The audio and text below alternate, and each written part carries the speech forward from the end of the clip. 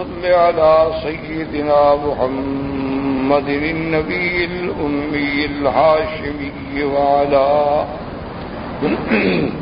وعلى آله وأصحابه نجوم الهدى. أما بعد فقد قال الله تبارك وتعالى في القرآن المجيد والفرقان الحميد: أعوذ بالله من الشيطان الرجيم. بسم الله الرحمن الرحيم.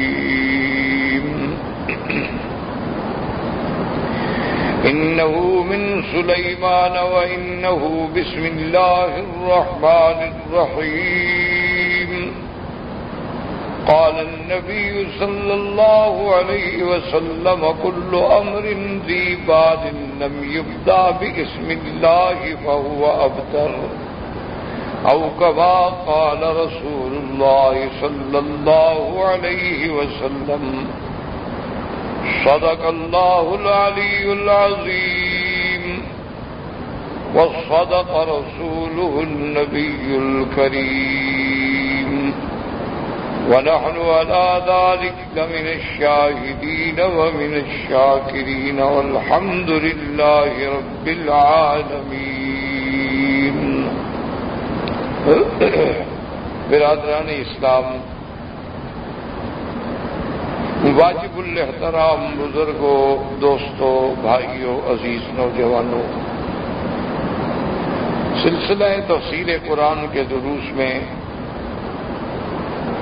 ہم نے تعوذ اور اس کے بعد تسمیہ کے بارے میں دروس سابقہ میں پڑھا تھا اور کچھ باتیں عرض کی تھیں. تسمیہ کا معنی ہے بسم اللہ الرحمن الرحیم.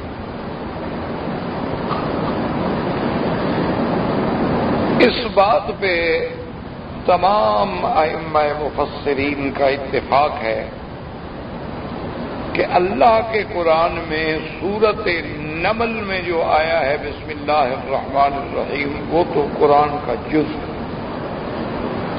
کہ انہ من سلیمان وانہ بسم اللہ الرحمن الرحیم. یہ تو اللہ کے قرآن کی جز ہے یہ آیا. اس کے علاوہ جو کہ سورۃ فاتحہ سے پہلے جو بسم اللہ الرحمن الرحیم ہے وہ فاتحہ کی جز ہے یا فاتحہ کی جز نہیں، اس میں ائمہ کا اختلاف ہے. امام شافعی رحمۃ اللہ علیہ اور ان کے ساتھ کچھ ائمہ کرام کا یہ ہے کہ یہ سورۃ فاتحہ کی بھی جز ہے. اس لیے وہ جب نمازوں میں تلاوت کرتے ہیں جہاں سورۃ فاتحہ کو جہرن پڑھتے ہیں وہاں بسم اللہ الرحمن الرحیم کو بھی وہ جہرن پڑھتے ہیں، کیونکہ جب قرآن ہے تو فاتحہ جب ہم جہر سے پڑھیں گے وہ کہتے ہیں بسم اللہ بھی جہر سے پڑھیں. باقی ائمہ کے نزدیک ائمہ ثلاثہ یعنی امام ابو حنیفہ رحمۃ اللہ علیہ، امام مالک رحمۃ اللہ علیہ، امام احمد ابن حنبل رحمۃ اللہ علیہ فرماتے ہیں کہ نہیں مستقل آیت ہے، لیکن یہ سورۃ فاتحہ کا جز نہیں ہے. اس لیے وہ بسم اللہ تو پڑھیں گے نماز شروع کرنے میں، پہلے تعوذ اور پھر تسمیہ، لیکن جہرن نہیں پڑھیں گے، اور سورۃ فاتحہ کو جہرن پڑھیں گے.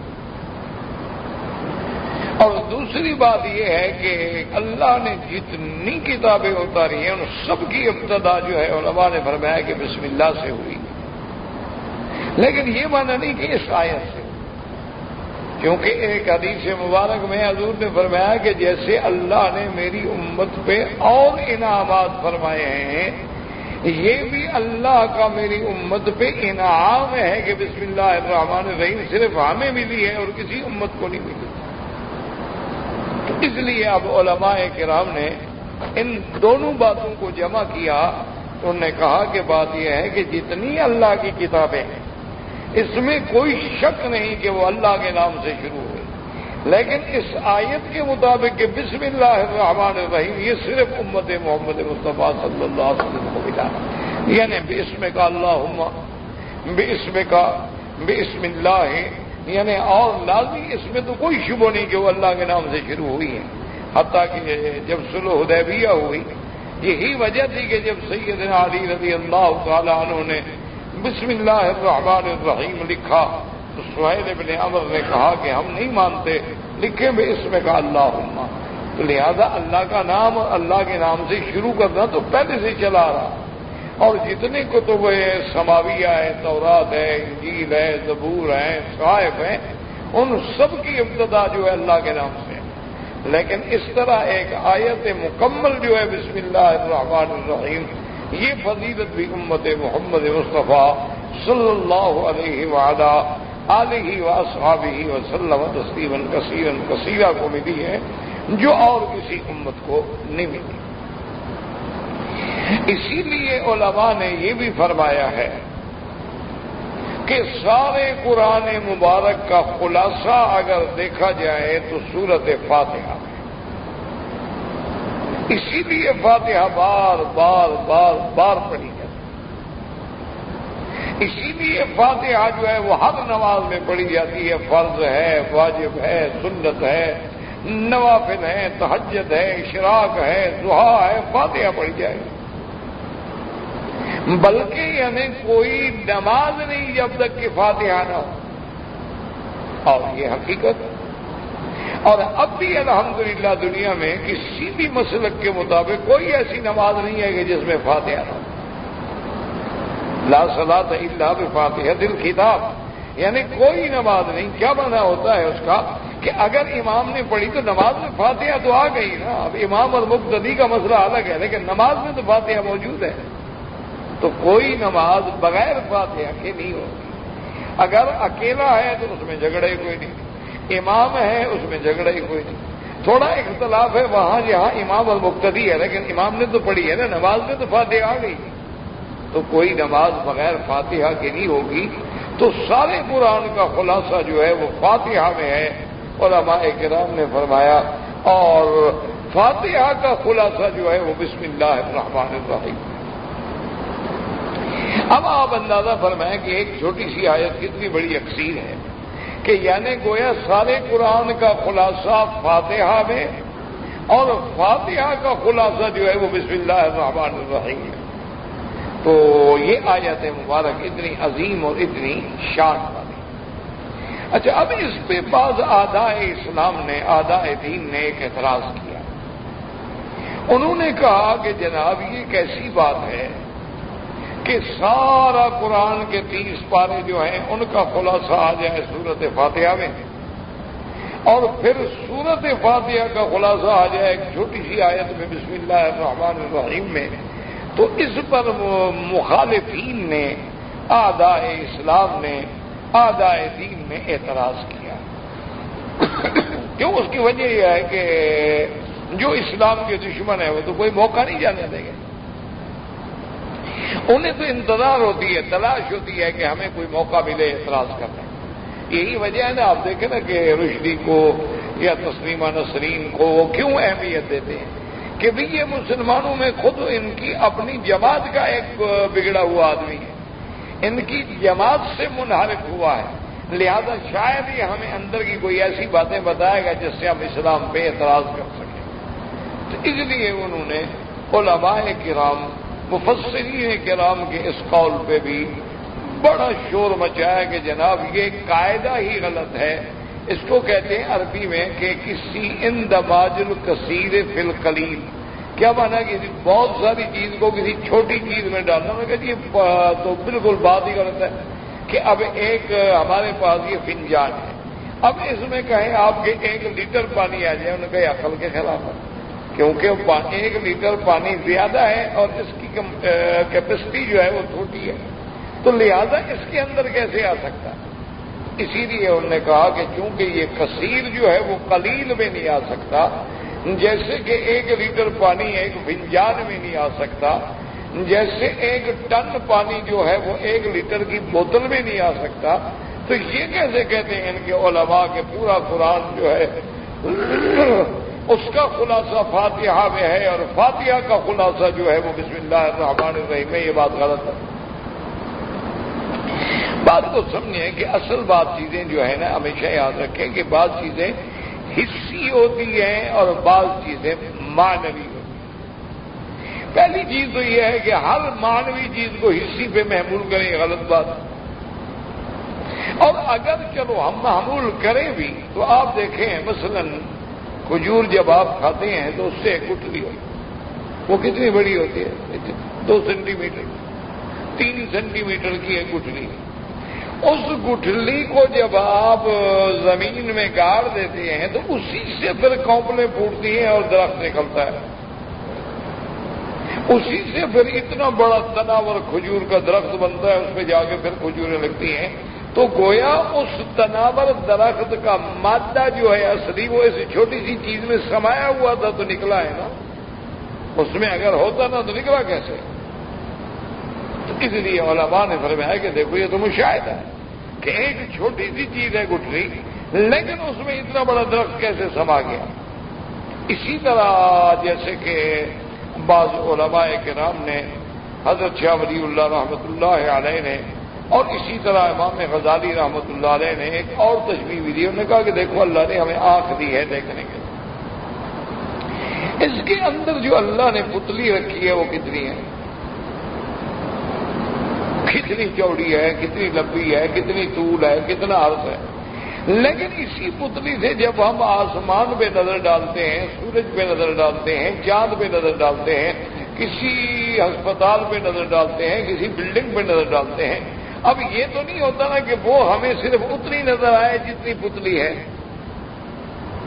باقی بلڈنگ پوری نظر آئے بس اتنی سی جگہ نظر آئے، اس میں چونکہ پتلی ہماری چھوٹی ہے تو اس میں اتنی ہی آئے گا۔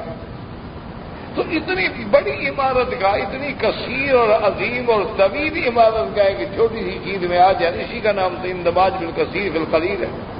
تو اگر یہ آ سکتا ہے کہ اللہ نے ایسی چیز ہمیں عطا فرما دی ہے کہ سامنے جو بھی عبادت ہے وہ اسی پتلی سے ہم دیکھ رہے ہیں، ورنہ ہمارے لیے تو ہماری پتلی سے تو ایک فنجان بھی بڑا ہے، ہماری پتلی سے تو یہ اپنا ٹیپ ریکارڈر بڑا ہے۔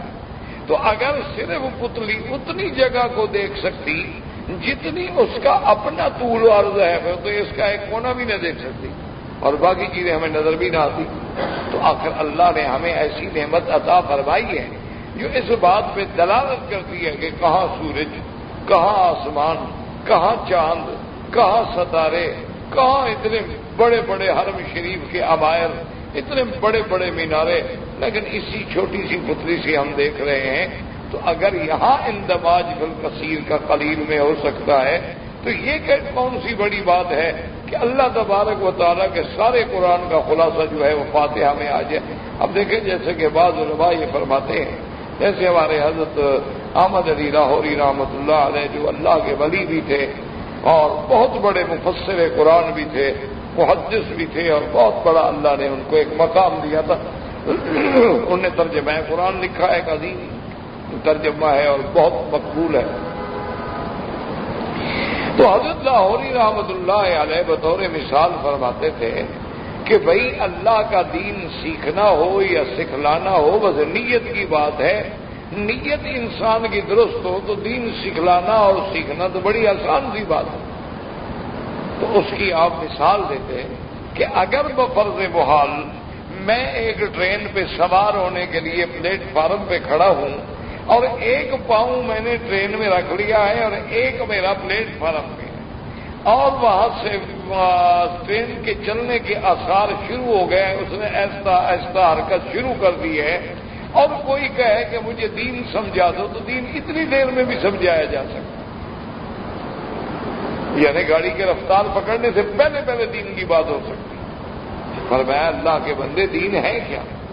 دین میں فرمایا دین ہی تو چیزیں ہیں کہ عبادت خدا کی ہو اور اطاعت جو ہے وہ محمد مصطفیٰ کی ہو اور خدمت جو ہے وہ اللہ کی مخلوق کی ہو، بس اسی 3 چیزوں کا نام ہی تو دین ہے کہ عبادت جتنی ہے وہ سوائے خدا کے کسی کی نہیں ہو سکتی، اور ہم نے وہ کرنی کس کی اطاعت کے مطابق ہے، محمد رسول اللہ اور اللہ کی مخلوق کی خدمت فرمائی یہی دین۔ ان 3 چیزوں میں پورے دین کا خلاصہ آ گیا۔ اچھا عرب علماء نے تو اس کو اور مختصر کر دیا ہے۔ حضرت لاہوری رحمۃ اللہ علیہ تو 3 چیزیں بیان فرماتے تھے نا، عرب علماء نے اور بعض بڑے بڑے مفسرین نے فرمایا کہ بھائی اصل تو دین کا خلاصہ جو ہے وہ 2 چیزوں میں منحصر ہے، کہ عظمت خالق اور شفقت علی الخلق، کہ خالق کی دل میں عظمت ہو، اس کی مخلوق پہ شفقت ہو، بس اسی کا نام دین ہے۔ انہوں نے فرمایا دین اسی کا نام ہے۔ کیا مانا؟ جب دل میں عظمت ہوگی اللہ کی، دیکھو نا آپ کے دل میں بادشاہ کی عظمت ہے، آپ کے دل میں اپنے اسپتال کے ایک مدیر کی عظمت ہے، اگر وہ آپ کو بلائے تو آپ سارے کام چھوڑ کے بھاگ پڑیں گے۔ ٹھہرو یار، کمال کی بات ہے، مجھے ڈاکٹر نے بلایا ہے، مجھے مدیر نے بلایا بھائی، وہ یار یہ ذرا دیکھ لینا، میں ادھر سے ہو کے آتا ہوں۔ تو جس کی عظمت ہوگی اتنی جلدی تعمیر ہوگی۔ تو جب دل کی عظمت، اللہ کی عظمتیں دل میں بیٹھ جائیں گی، تو یہ کیسے ہو سکتا ہے کہ اس کے پکارنے والا کہے حی علی الصلاۃ، حی علی الصلاۃ، اور ہم نہ جائیں؟ یہ کیسے؟ اس کا معنی یہ ہے کہ ہمارے دل میں ابھی اللہ کی عظمت صحیح معنی میں بیٹھی تھی۔ اگر ہمارے دل میں اللہ کی عظمت ہوتی، اللہ نے فرمایا یہ حلال ہے اور یہ حرام ہے، تو ہم حرام کے قریب کیسے جاتے؟ معنی یہ ہے کہ اللہ کی، اسی لیے اولیاء اللہ کی صحبت میں وہ جو ذکر کرتے ہیں اور وہ جو مشقتیں کرواتے ہیں اور وہ جو مجاہدے کرواتے ہیں، معنی یہی ہوتا ہے کہ اللہ کی عظمت دل میں یقین کی شکل میں آ جائے، اور جب اللہ کی عظمتیں دل میں یقین کی شکل اختیار کر لیتی ہیں، اب نافرمانی کا سوال ہی پیدا نہیں ہوتا۔ اچھا، اس کے بعد کیا ہے؟ شفقت علی الخلق، اللہ کی مخلوق پہ شفقت۔ تو جب اللہ کی مخلوق پہ شفقت ہوگی تو آپ کسی گرتے ہوئے کو کیسے برداشت کر سکتے ہیں؟ آپ کسی بیمار کو کیسے برداشت کر سکتے ہیں؟ آپ کسی مسکین کو کیسے برداشت کر سکتے ہیں؟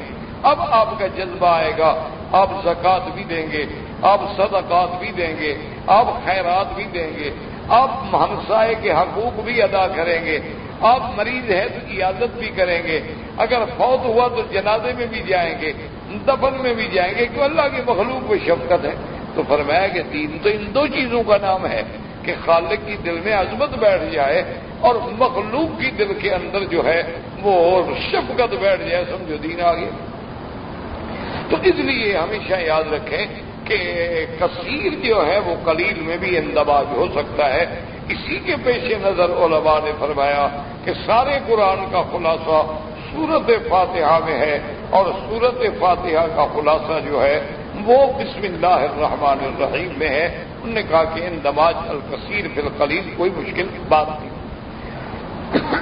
اچھا، اور اس سے آگے دیکھیں کہ علماء نے فرمایا کہ پھر اگر دیکھا جائے کہ سارے قرآن کا خلاصہ فاتحہ میں اور فاتحہ کا خلاصہ بسم اللہ الرحمن الرحیم میں ہے، بسم اللہ الرحمن الرحیم کا خلاصہ صرف با میں۔ اب آپ اندازہ کریں کہ سارا خلاصہ با میں آ گیا، با میں کیسے خلاصہ آ گیا؟ با تو ایک حرف ہے۔ تو علماء نے فرمایا کہ اصل میں با کا معنی جو ہے وہ الصاق ہوتا ہے۔ الصاق معنی کسی چیز کے ساتھ ملانا، چپکانا، اس کو کہتے ہیں الصاق۔ یا ہوتا ہے با جو ہے استعمال ہوتی ہے مصاحبت کے لیے، یا با استعمال ہوتی ہے استعانت کے لیے، یا با استعمال ہوتی ہے تبرک کے لیے، ان کے علاوہ اس کا استعمال نہیں ہوتا ہے۔ تو اب الصاق کا معنی کیا تھا؟ اتصال، چپکانا۔ تو سارا خلاصہ با میں کیا آ گیا کہ خالق کو اپنے اللہ کے ساتھ جوڑ دینا، بس اسی کا نام تو دین ہے سارا، کہ جب خالق اور مخلوق کا ربط ہو جائے۔ اسی لیے جب بندے کو اللہ، تو اسی لیے حضور کی حدیث بھی آتی ہے نا کہ حضور نے فرمایا کہ اللہ فرماتے ہیں کہ میرا بندہ میرے اتنے قریب آ جاتا ہے، نوافل پڑھ کے عبادت کرتے کرتے کرتے کرتے کرتے حتیٰ کنت سمعہ الذی یسمع، وہ میں اس کا کان بن جاتا ہوں جس سے وہ سن رہا ہے، میں اس کی بصر بن جاتا ہوں جس سے وہ دیکھ رہا۔ اب کیسے بصر بن جاتے ہیں؟ ایسے کم از رہی شیء، معنی یہ ہوتا ہے کہ وہ وہی سنتا ہے جو میں سنوانا چاہتا ہوں، وہ وہی دیکھتا ہے جو میں دکھلانا چاہتا ہوں، وہ وہی چلتا ہے جہاں میں چلانا چاہتا ہوں، وہ وہی پکڑتا ہے جو میں پکڑانا چاہتا ہوں، وہ اسی کو چھوڑتا ہے جو میں چھوڑانا چاہتا ہوں۔ تو گویا وہ تو بالکل عین میرے تابع ہو گیا۔ جیسے کہ کسی اللہ والے کو کسی نے کہا، اس نے کہا حضرت اتنے دن ہو گئے میں نے آپ کو پریشان نہیں دیکھا، جب دیکھتا ہوں آپ خوش ہیں، جب دیکھتا ہوں آپ بالکل خوش بیٹھے ہوئے، تو ہر وقت آپ پر خوشی ہی خوشی ہے، غم آپ کے قریب ہی نہیں آیا۔ پتہ نہیں عجیب بات ہے، کوئی ہمیں بھی وظیفہ بتا دیں گے ہمیں غم نہ ہو۔ تو حضرت نے فرمایا کہ بھائی جب ساری کام دنیا کا میری منشے کے مطابق ہو رہا ہے، مجھے کیا غم ہو؟ غم تو اس کو ہوتا ہے نا کہ میں نے کہا کہ یہ کام کرو اور نے نہیں کیا تو اب مجھے تکلیف ہوگی، لیکن میں کہوں یہ کرو ہو گیا، یہ کرو ہو گیا، یہ کرو ہو گیا، جب سب کچھ میری رضا کے مطابق ہو رہا ہے تو ناراضگی کی کیا بات ہوئی؟ اب وہ مرید بیچارہ میری طرح کا کوئی ان پڑھ آدمی